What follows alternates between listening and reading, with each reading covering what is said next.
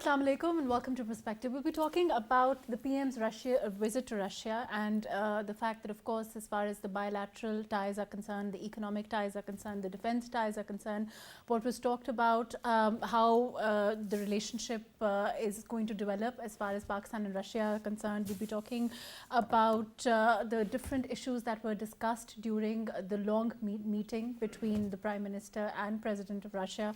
And of course the ramifications of this visit as far as investment opportunities are concerned, as far as economic ties between the two countries are concerned.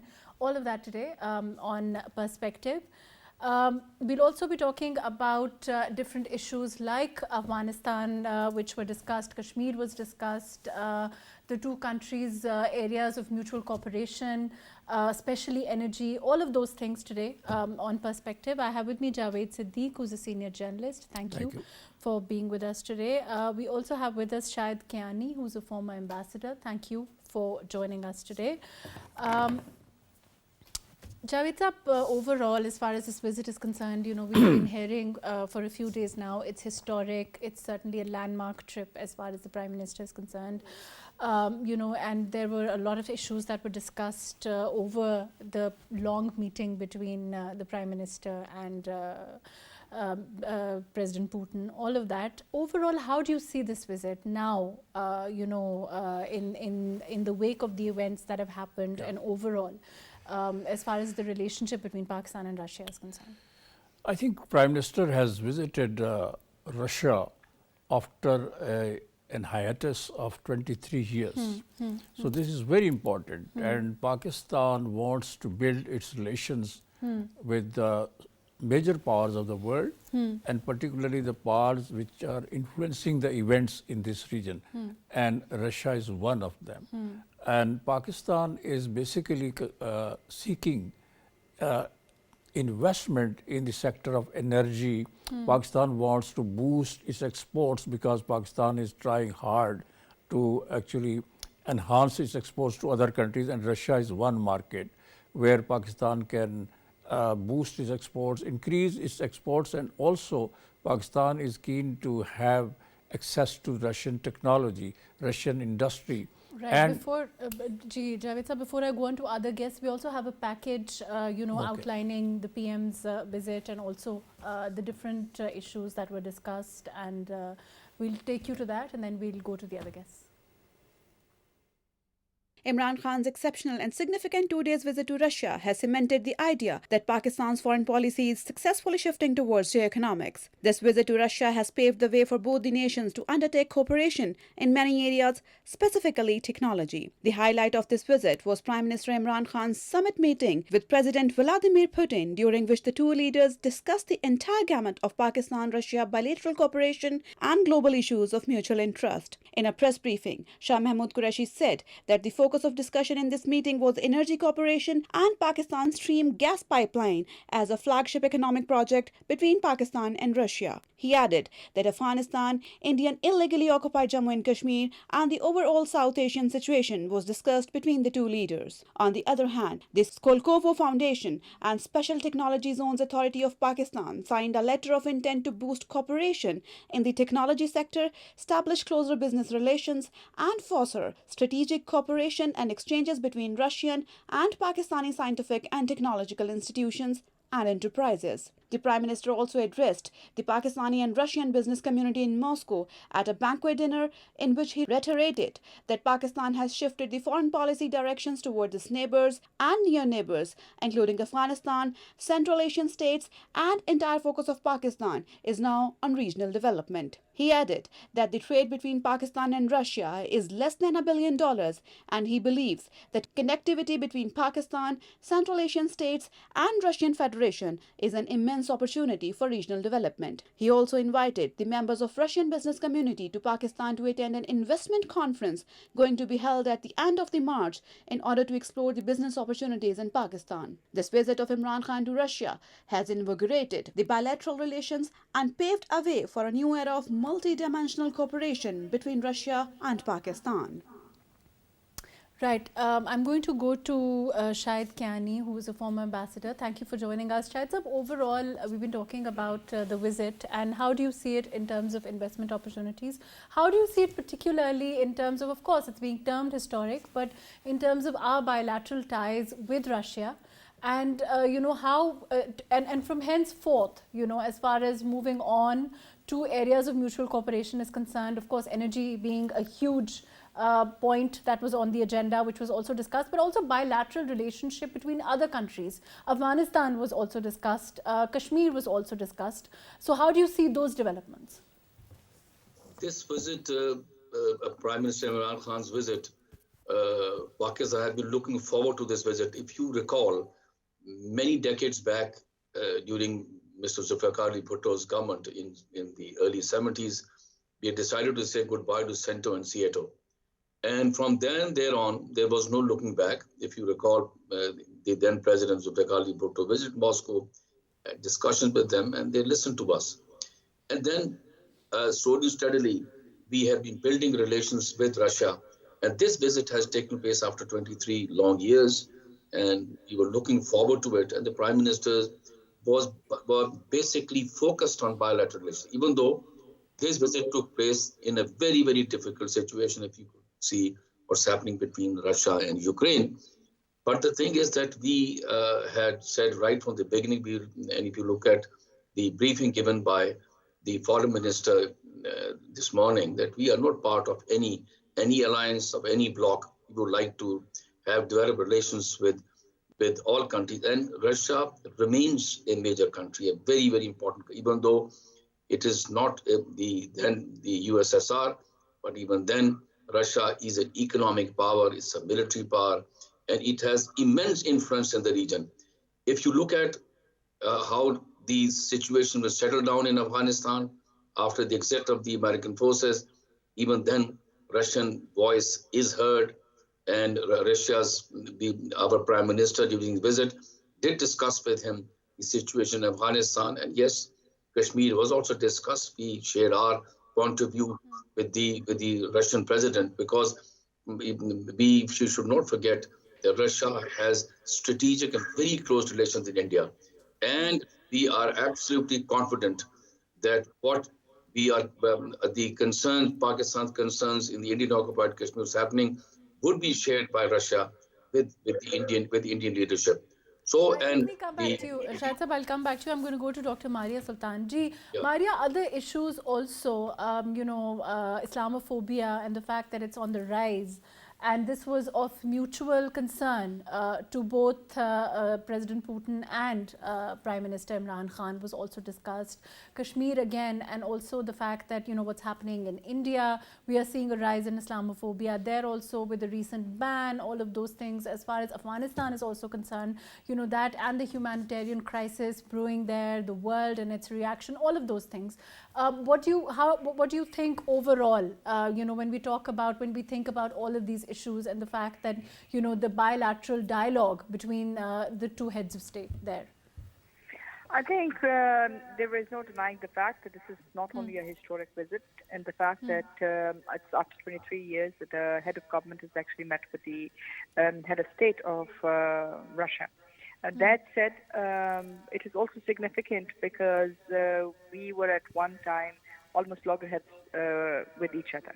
What it is indicating is that both countries have moved forward. Both countries are pragmatic and are looking towards regional solutions to regional problems. That said, one of the biggest challenges which we had faced after 9/11 was that as we combated global war against terror, we also faced demonization of Muslims worldwide. And this also meant for especially a big challenge for those countries such as Russia, such as Pakistan, and such as other Muslim communities within this region, that they were demonized, and not only demonized, but ostracized in terms of how they were how the international security debate looked at them. So the fact that we have talked openly about it, it is giving cultural sensitivity back to the people who belong to a different faith. One. Number two, it is giving a very strong Asiatic response back, the cultural heritage back to the people, that these are countries of, strong cultural tradition and religious tradition, and it doesn't mean that leads to extremism. Extremism is a general phenomenon. It can happen anywhere. So I think this is extremely important that both leaders have talked about it. But that said, I think the biggest message which has come out from here is this, that at the end of the day, regional economic solutions will come if countries are able to come up with regional integration processes. This essentially means three things. One, if you look at the Belt and Road Initiative, the northern corridor of the BRI passes through Russia and then forwards on to Eastern Europe and then Europe. And the central corridor passes through Central Asian states, and the southern corridor is actually what we know in Pakistan as CPAC. So if we talk about east-west connectivity, then also Moscow is important. If we talk about north-south connectivity, what we have tried to talk about in the gas pipeline, stream gas project between Pakistan and Russia, to bring the gas from above. I want to talk more about the gas pipeline and what are the ramifications of the current situation vis-a-vis the sanctions as far as Russia is concerned and all of those things. Let me come back to you. Javed Sahab, overall, as far as energy is concerned, certainly it was a main part of the agenda between yes. Pakistan and Russia and the visit itself. Overall, as far as this pipeline is concerned, how do you see it developing now that, of course, Russia faces sanctions, and this was an issue earlier on also when we decided to have this kind of cooperation, and Russia has I believe $2.5 billion already invested in this, another 14 to go. This is a very important project, and I think discussions have taken place between Pakistani experts and their Russian counterpart only recently, and Russia has agreed to accelerate the process of developing this gas pipeline project. But it is a key project for Pakistan. Pakistan, as you know, is energy-starved country. Pakistan wants to have more opportunities for foreign investors in this energy sector. So Russia is one of them, and I think if this project is completed, the scenario will change for Pakistan, and I think it will pave way for more investors to come and invest here. So this is very important, and I'm quite optimistic that after the visit of the Prime Minister, things will speed up. Exactly, it will speed up, and I think the impediments on the way of this project will be removed after this important visit of the Prime Minister of Pakistan. Pakistan also needs, Pakistan is keen to export its products to Russia, and Pakistan is also trying to enhance the bilateral trade with Russia. And our Commerce Minister, while talking to media in Moscow, has said that Pakistan wants to enhance and increase its trade with Russia, which there is a huge potential for Pakistan and Russia to improve their trade to billions of dollars.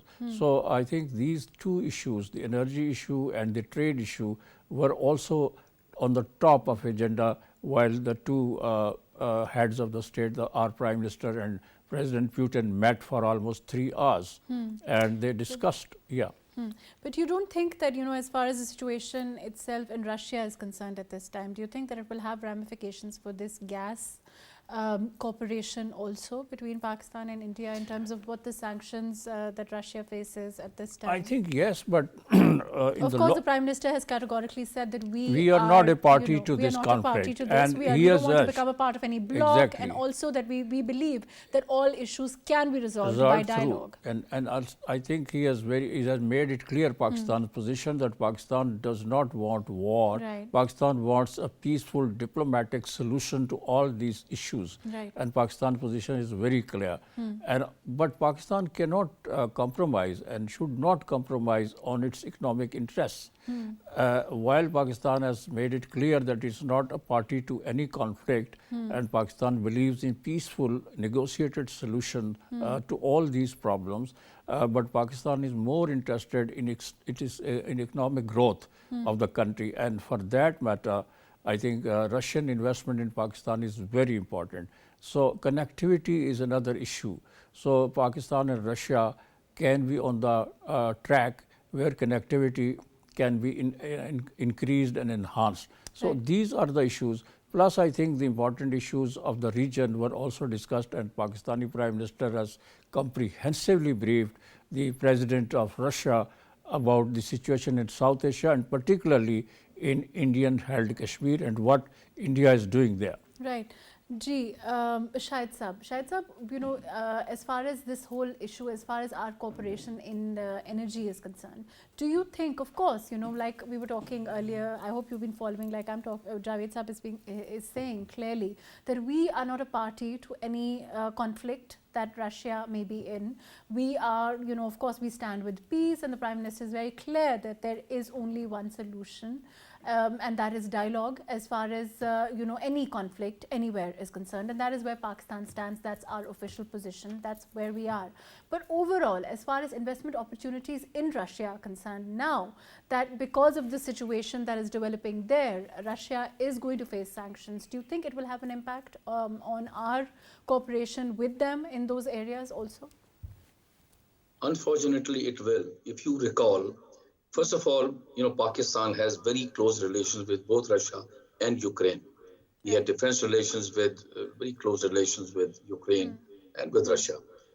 But now these two countries are at war. So it's a very, the balancing act by Pakistan is that during the visit, Pakistan had emphasized, and the foreign minister shared it this morning, that we said a diplomatic solution should be found.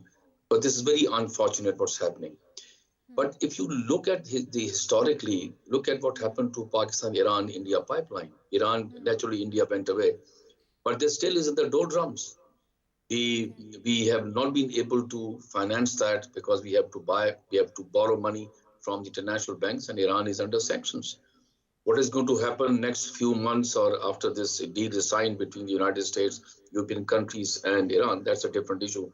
Here again, that while we have said very clearly that our focus is on geoeconomics, on bilateral relations, we want this gas pipeline from Karachi to Lahore or Kasur to be, we are naturally speaking, more or less, all modalities have been sorted out. But the fact is that the sanctions, if they are, which they are already working, then it will become a very, very big challenge for Pakistan to get this thing implemented. While, we are very frank, we are very sincere, we want a diplomatic solution. But the fact, if you look at the oil prices have gone up, things will become very difficult. So where do we go? We would like this thing to be implemented, but we will have to wait and see as to how the situation develops.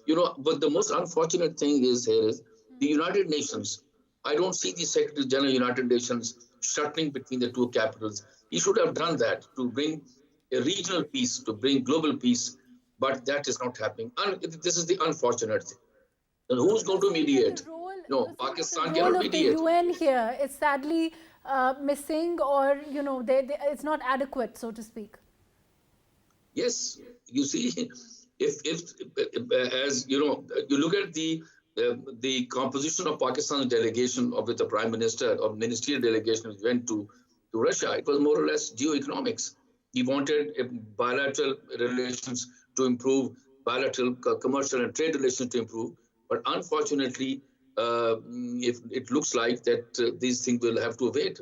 Our own sincerity does not matter fully because the global scenario is possibly not in anybody's favor.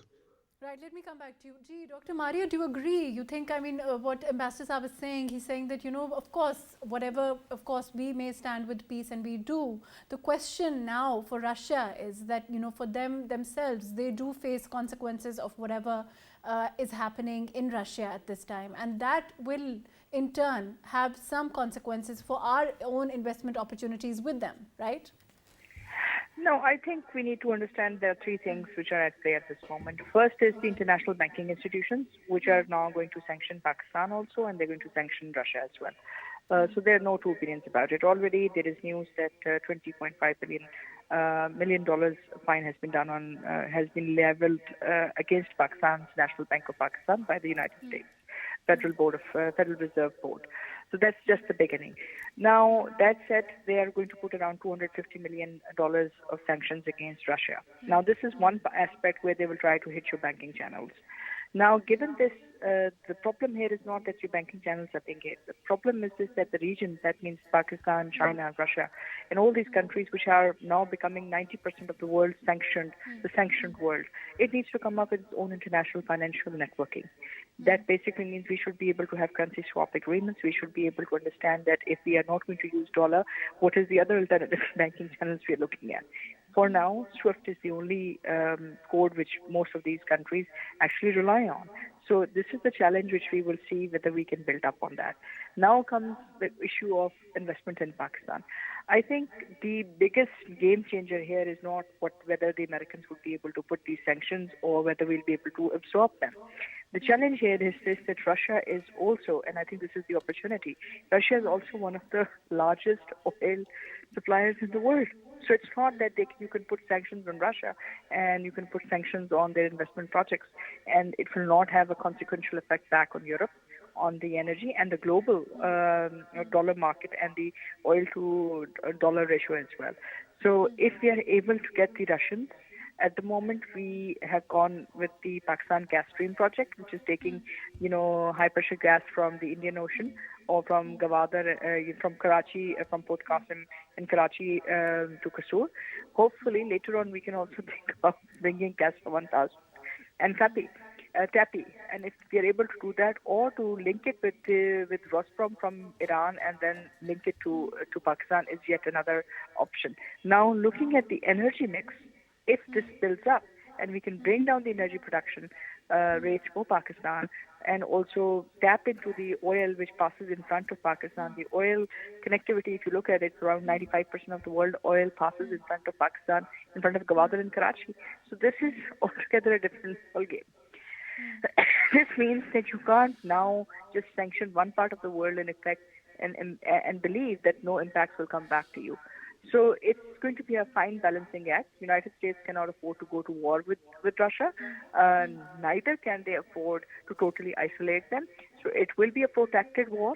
And in this case, the region has to come through. If we are able to settle the Afghan issue, then we are talking about regional connectivity, which would not be east-west, but also north-south. Do you agree that there is, as far as UN is concerned, certainly, in this whole conflict, perhaps they could have, their role is sadly not as proactive as it should have been? No, I don't think so. The UN can do much in it because you see, if you look at the progression of Crimea, you look at what has happened in East Ukraine and now what is most likely to happen in Ukraine, is this that very quickly as the Russian forces have come in, we have also seen that there was a change of regime, and after the change of regime there was referendums held. So the people have actually spoken in terms of where they want to see, whether they want to end the war or they don't. And let's not forget, these are the country is divided between pro-Slavic and non-Slavic ethnicities. The UN can't do much because it is going to be divided between the interest of the P5. And with each P5 state having a veto vote, it's pretty much, a slam dunk and a closed chapter on that account. They can raise their voice, they can pass some resolutions, but in terms of actually effective action against Moscow, I don't think so it's going to happen. Because Maria, I want to come and talk more about other issues like Afghanistan and Kashmir and Islamophobia, which were also discussed between the two heads of state. Let me come back to you. Javed Sab, do you agree as far as what Maria is saying overall, the economic situation and the likely ramifications, as she says, it's not, the fact whatever's happening as far as Russia is concerned, the sanctions on it will have consequences for the whole world and yes. Europe also, and it can't, we can't look at it in isolation, certainly. Exactly. That's true, but I think this conflict that has arisen may not last very long. Okay. And I think one hopes that. And geo-economic interests of so many countries are involved in it, and I don't think it will be a protracted war or conflict. So this is going to resolve very soon, and I think despite this saber rattling and all other activities that we are seeing and witnessing, the European countries may not be able to sanction Russia for a long period of time. And I think they'll come out of. Which is what she's also saying. Exactly. Think, So yes. they will come out of it. But Pakistan is going to obviously be affected by it in the short period of time, in the coming future. But I think in the long run, Pakistan needs to have greater interest and greater activity with the Russia, with Moscow, and I think Pakistan needs Russian investment in Pakistan in energy and other sectors. Right, and when we talk about this particularly, which is also that the Prime Minister invited businessmen from Russia to come. And he addressed those businessmen, and Right. he said that Pakistan offers you a very good opportunity to invest in this country. Right. And that is what Pakistan is doing. And in fact, Pakistan is trying very hard for foreign investment to come in Pakistan. Pakistan's growth rate, Pakistan's economic activity, and it And needs rather to. than any there being any block, which is what categorically the Prime Minister refuted, that there was any attempt by Pakistan to become part of any bloc. I don't we think really so. want to concentrate on economy, investment Exactly. opportunities, That's which is what what's- happened as far as China is concerned. Yes. When he went to China, I think which is what's Pakistan's happening as far agenda as Russia right is now concerned. is to basically attract foreign investment. And Pakistan wants to have relations with all countries and positive relations, constructive relations, so that these countries could help Pakistan spur its economic growth. And that is the objective, and that was the objective of Prime Minister's visit to Russia. And I hope, and I'm optimistic that Pakistan will ultimately benefit from its relations, growing relations with Russia, and Pakistan is looking at these relations from this perspective, that in future Russian investment is going to come to Pakistan in the energy sector and other sectors as well, so that Pakistan can give some kind of boost to its economic growth, which is the primary objective of Pakistan at this juncture. Right, let me come back to you. Shahid Saab, overall, certainly as far as economic growth is concerned, that is, like Javed Saab is saying, was the main focus of this visit, and that remains the number one priority as far as bilateral relationship between countries like China and Pakistan is concerned for the Prime Minister, or Russia and Pakistan is concerned also. And a lot is being said about what's happening in Russia at this time. But do you agree that this may be a short short span of time? This may be the situation, and things probably will probably change for the better as far as Russia is concerned. And our visit, the Prime Minister's visit at this time, his delegation's visit at this time, has set the ball rolling after 23 years in prolonged economic ties that had if not come to a standstill, certainly slowed down. And this gas pipeline also is one of those issues that seemed to be at that time hanging in the balance. Is a very extremely important building block in the relationship between the two countries, which has been building the last 1.5 decade. And this has taken place after 23 years. A relationship is now, moving in the desired direction of geoeconomics, and we are now, the relations between two countries.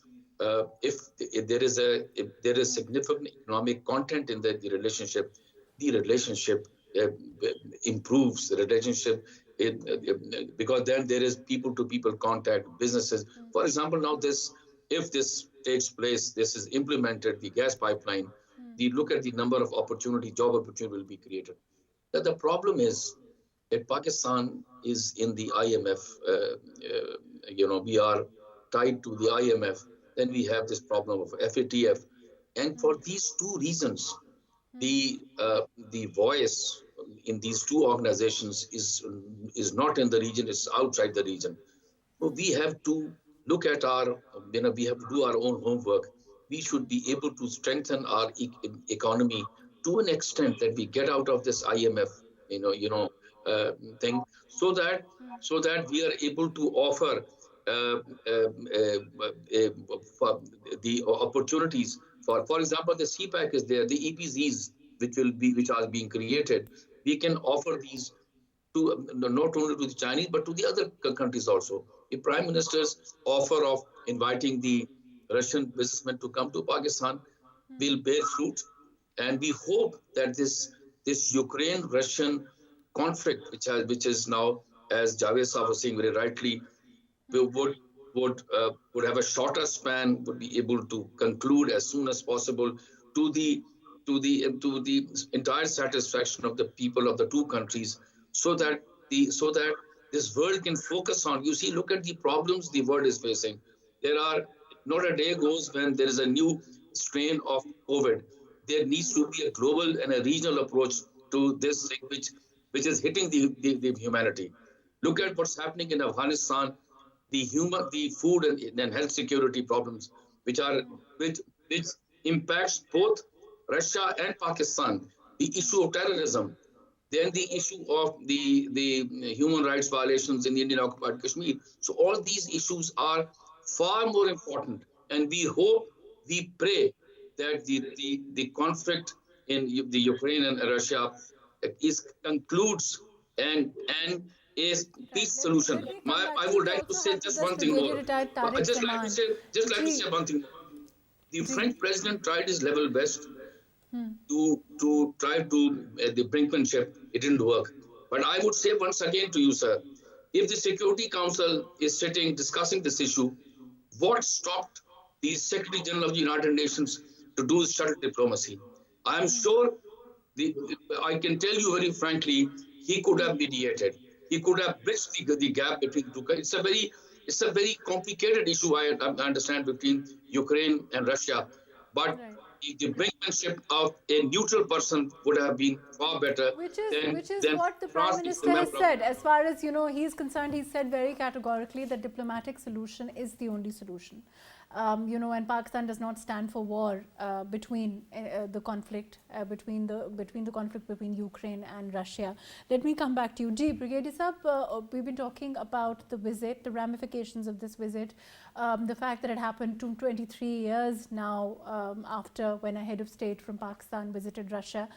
And overall, the ramifications of what's happening in the situation in Russia, and whether that may have an effect on our expectations from this visit in terms of our investment opportunities are concerned and our economic ties are concerned. Brigadier Saab, can you hear me? Yeah, I can hear you. I got your question. If you allow, I'll just answer. Well, Prime Minister Imran Khan's visit to Moscow focused solely on bilateral cooperation. Its timing might have given a false impression that Pakistan endorsed Putin's decree on breakaway region in eastern Ukraine and even the invasion. Launched. No, but I think you've been categorical in refuting any such assertion. Yeah. That's what I want to say. That that launched just hours after Khan touched down Moscow. But Islamabad likely doesn't support the move. Because yes, you see that 2 days before Khan's visit, Pakistan's ambassador in Kyiv expressed support for Ukraine's sovereignty and territorial integrity. Such visits are planned much before, much earlier, and cancellation of a visit already planned just at the 11th hour. Otherwise, doesn't give a good impression. And there is a famous saying that there is no permanent enemy or friend in international relations, but the national interest is permanent. So I think this visit is very useful. It's very productive because they have talked on energy, bilateral cooperation, economic development, and then Kashmir issue has been also highlighted by the Prime Minister of Pakistan, and the Afghan crisis and demand for humanitarian services and support to Afghani nation. I think this visit is very useful, but one thing I just would like to highlight that, New Delhi, they maintain close ties with Russia and Washington both. And you can't say that if our Prime Minister's visit to Russia has taken place at this point of time and it's not good, and maybe that other countries and maybe America and others, they won't like it, because New Delhi maintains close ties with both the countries and has always avoided criticizing Russian aggression, including 2014 annexation of Crimea. And Indians' public statement on current crisis, you see, has also, I must say, that pleased Russian officials. This week, New Delhi's ambassadors, you can see, you see the statements. He said that both the sides, they should just exercise restraint. That was enough. When we talk about Brigadier Saab, as far as you've mentioned New Delhi, and we've seen what's happening as far as the hijab ban is concerned. We've seen the rise of Islamophobia. It certainly was of concern and discussed between the two heads of state. When, like you are saying, when Russia has that kind of relationship with India, when these issues are discussed between Pakistan and Russia, these themselves will have their own ramifications. And the positive ramifications for issues which are now becoming of such importance all over the world, Islamophobia being the rise in Islamophobia being one of those. Sorry, I couldn't hear the last part of your statement. I'm saying that as far as our relationship now, this visit with Russia is concerned, when you discuss Islamophobia, when the two heads of state discuss the rise in Islamophobia in the background of what's happening in New Delhi, and the relationship which you've just mentioned, Russia also has with India. So this visit itself, will have some positive ramifications, do you think, in that arena also? Yeah, because definitely, it's going to have positive impact. And I'm sure that this visit and this bilateral discussion, this discussion between the Prime Minister of Pakistan and Putin, this is going to have positive impact, and especially in Islamophobia, which is taking place. And you might have seen that in the recent past, a statement was given by the Russian President, and that was also quite encouraging. Global, dynamics, the things are changing now. Now it's not like this, that the Russia was totally inclined towards India. Now this is very, very positive breakthrough that our Prime Minister has visited, and our relations. And over the past few years, luckily, that relationship between the Pakistan and Russia is building and is developing. And India, I'm sorry to say, but I'll say it very vocally, that India was dreaming of isolating Pakistan. But luckily, the Pakistan is no more isolated. Pakistan is very firm on its ground, and the regional developments taking place now is indicating that Pakistan is strong enough now. Yeah.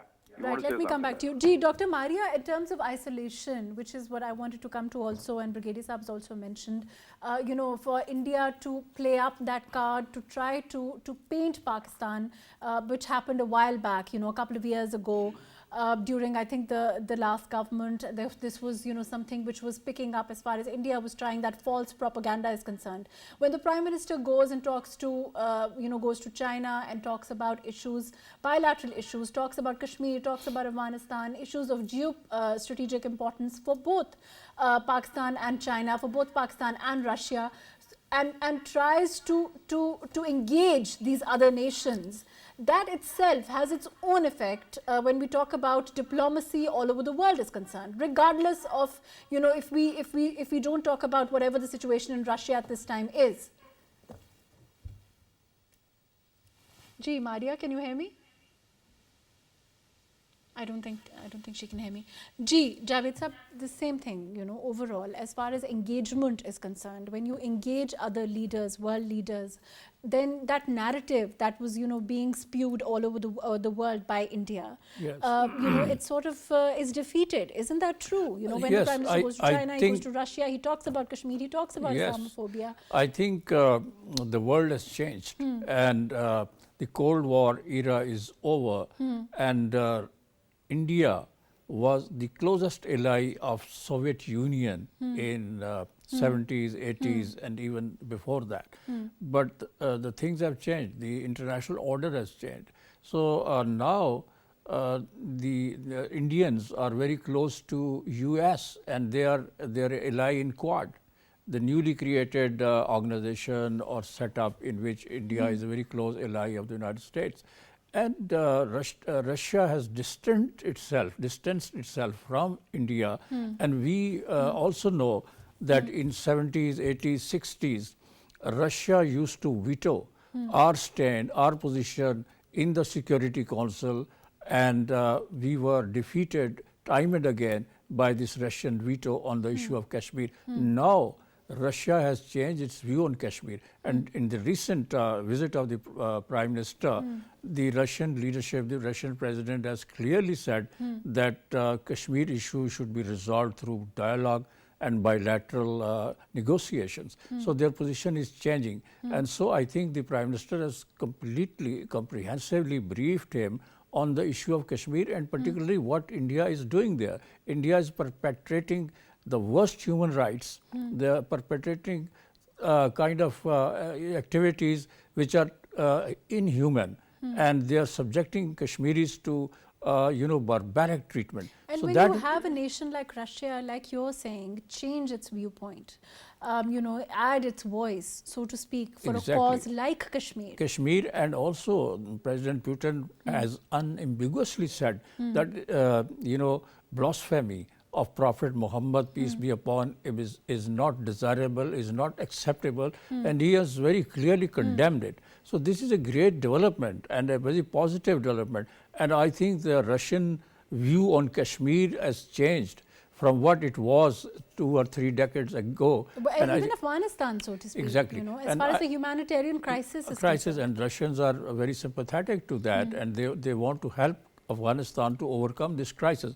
So things are changing, and I think Prime Minister's meeting with President Putin is of immense significance and will breed and will create positive results. Shahid Sahib, your quick comments. I'm running out of time, but I'd like your quick comments in conclusion on overall how you see things. First of all, let me just very quickly say, I hear a lot of this talk about Pakistan being isolated. It has never happened in the last 70 years. There's a reason. Pakistan's geopolitical location is such, surrounded by such important countries like Iran, Afghanistan, China, and India, and in the south is the Arabian Sea, the Gulf countries. Pakistan has always consulted, Pakistan's voice is always heard. So geopolitical location is such, there can be nothing of the sort of being isolated. It's never happened. It's just a talk. The second thing is this visit of, I think we need to learn from Russia. The Prime Minister was told by he met the chief muezzin of the Moscow Muslims, the mosque. There are about 800 mosques in Russia which have been repaired by President Putin. So look at the way they are looking at their minorities. So I think it's a good lesson that what they are doing, and then President Putin saying that blasphemy.